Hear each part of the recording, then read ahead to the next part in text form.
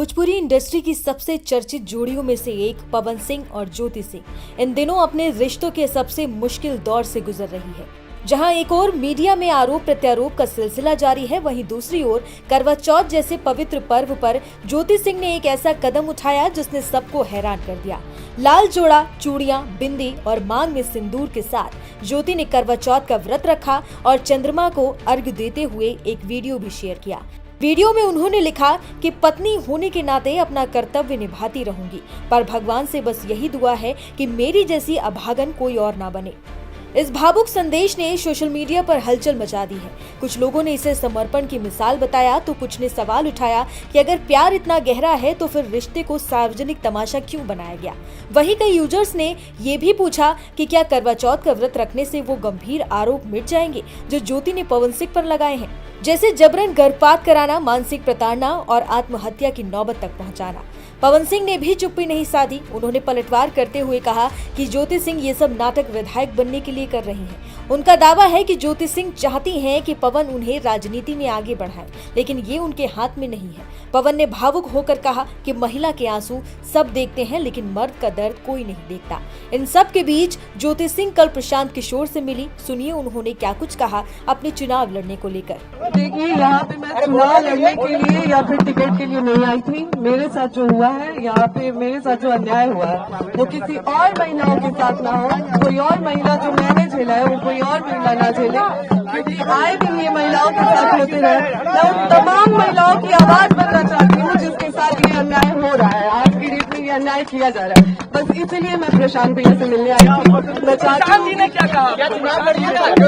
मैं यहाँ पे चुनाव की कोई बात ही नहीं है, यहाँ पे चुनाव को लेकर कोई बात नहीं हुई है और न ही टिकट की कोई बात हुई है। मैं बस उन तमाम महिलाओं के लिए यहाँ पे आई हूँ जिसके साथ मेरे साथ अन्याय हो रहा है, तो वो उसी चीजों से जो जूझ रही है महिलाएं, मैं बस उसके लिए आई हूँ। महिलाओं के लिए न्याय मांग रही हूँ। पवन सिंह न्याय मांगने आई है, आपके पास न्याय मांगने आई है। पवन सिंह न्याय मिलेगा इनको, न्याय मांगने। देखिए, एक मिनट पहले तो आप लोग थोड़ा शांत हो जाइए, इत्मीनान से भाई।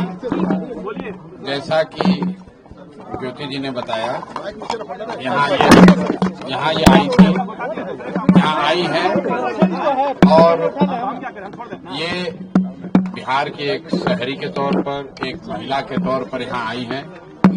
हम लोग उदय सिंह जी जो पार्टी के प्रेसिडेंट हैं, किशोर कुमार मुन्ना जी और सुधीर शर्मा जी, मैं, 4 लोग हम लोग इनकी बातों को हम लोगों ने सुना है। सबसे पहले तो इन्होंने चुनाव लड़ने की कोई बात नहीं करी है। चुनाव लड़ना, टिकट पाना, मुझे ऐसा जो बातचीत से लगा ये उनका उद्देश्य नहीं है और उसको लेकर कोई बातचीत नहीं हो रही है।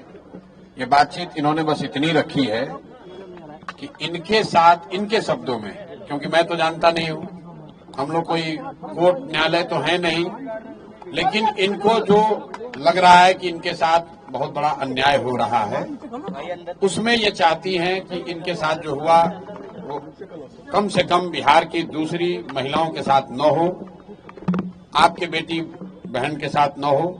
ये चाहती हैं कि जनसुराज से इनको मदद मिले, जनसुराज इनके साथ खड़ा हो। तो एक मिनट रुकिए, मैंने इनको आश्वस्त किया है कि जो आपका पारिवारिक मामला है, वो चाहे किसी का पारिवारिक मामला हो, उसमें जनसुराज या प्रशांत किशोर की ना भूमिका कभी थी ना कभी आगे हो सकती है। लेकिन अगर आपको सुरक्षा को लेकर या लोकतांत्रिक जो मूल्य हैं, जिसमें हर नागरिक को, हर शहरी को अपनी बात कहने का अधिकार है, उसके लिए आपको डरने की जरूरत नहीं है। आपको या आपके साथियों को अगर कोई डर लग रहा है तो आप बिल्कुल जानिए कि जनसुराज पूरी तरीके से आपके साथ खड़ा रहेगा। आप अपनी लड़ाई लड़िए, न्यायपूर्ण तरीके से लड़िए, आपस में आरोप प्रत्यारोप से नहीं होगा। आप न्यायपूर्ण तरीके से अपनी लड़ाई लड़िए, जो बात आपकी सही है उसके साथ हम लोग खड़े रहेंगे।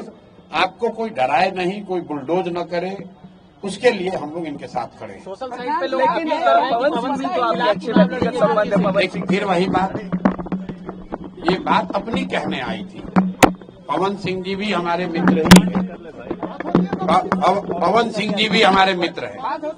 बिल्कुल, पहले भी बात हुई है, आज नहीं हुई है। मैं पवन सिंह जी भी हमारे मित्र हैं। बात करेंगे उनसे। भाई हम क्यों, हमारा देखिए उनका जो पारिवारिक मामला है उस पर हम कुछ नहीं बोल सकते। नहीं हम पंचायत करते हैं। उनकी पत्नी अगर यहाँ आई है तो मेरी ये सोशल रिस्पॉन्सिबिलिटी है, सामाजिक रिस्पॉन्सिबिलिटी है कि पवन सिंह जी की पत्नी अगर यहाँ आई है तो मैं उनसे मिलूं, उनकी बात मैंने सुनी। इन्होंने ऐसी कोई बात कही नहीं, इन्होंने कुछ मेरे से मांगा नहीं। इन्होंने सिर्फ इतना कहा कि अगर आपके बहन के तौर पर मेरे साथ अन्याय हो रहा है तो आप हमारे साथ खड़े हैं। तो मैंने इनको ये कहा है कि अगर आपके साथ कोई जाति हुई है या हो रही है तो आपके साथ पूरी ताकत से हम लोग खड़े रहेंगे। कोई चुनाव को लेकर बात नहीं हुई है। तो मैं आप सुनिए 1 मिनट, आप लोगों से भी आग्रह कर रहा हूँ, किसी के घर की महिला के बारे में, किसी भी महिला के बारे में इस तरह का मोटिव करना कि ये इसलिए करें टिकट पाने के लिए लोग अपना घर परिवार उजाड़ेगा, ये कोई बात है? आपके घर की महिला, आपकी बेटी, आपकी बहन, आपकी पत्नी टिकट पाने के लिए आपसे झगड़ा करने लगेगी, ये दोनों अलग मुद्दा है। और आप लोग से भी मेरा आग्रह होगा कि आप सुनिए, फिर आप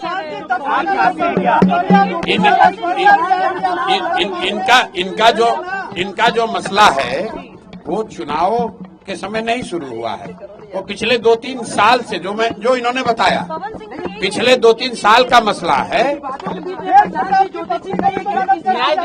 प्रताप जी की पत्नी को मेरे भाई, अगर चुनाव लड़ने का मन इन्होंने बना लिया है तो वो उनका निर्णय है, वो जनसुराज का निर्णय नहीं है। और जनसुराज का निर्णय टिकट जो है वो प्रशांत किशोर खड़े होकर नहीं बांटते, उसकी एक प्रक्रिया है। मेरे पास ये आई हैं, बिहार की कोई महिला आ सकती है जिसको लगता है कि उसको मेरे से कुछ मदद मिल सकती है, वो आ सकती है, तो ये भी आई हैं। तेज प्रताप की पत्नी को न्याय दीजिएगा भैया। बिल्कुल। अगर कोई भी महिला, बिहार की कोई भी महिला या कोई भी शहरी, कोई भी पुरुष, अगर उसको लगता है कि हमारे पास आने से, हमारे सामने बात रखने से उसको कुछ मदद मिल सकती है तो हम सुनने के लिए बैठे हुए यहाँ पर। सुन के क्या लगा अन्याय हुआ है? अब हम भाई कोई ज्योति सिंह क्या बताइए आपको? आपको बताई होगी ना?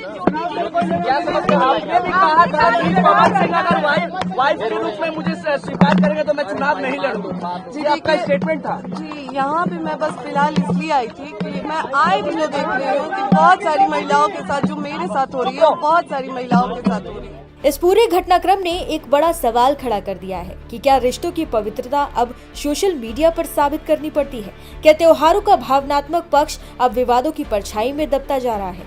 ज्योति सिंह का करवा चौथ व्रत एक तरफ समर्पण की मिसाल है तो दूसरी तरफ एक टूटते रिश्ते की गूंज भी है। अब सबकी निगाहें इस बात पर है कि पवन सिंह इस भावनात्मक वीडियो पर क्या प्रतिक्रिया देते हैं। क्या वो इसे रिश्ते की एक नई शुरुआत मानेंगे या फिर इसे भी एक और ड्रामा कहकर खारिज कर देंगे? वक्त ही बताएगा कि इस कहानी का अगला अध्याय क्या होगा।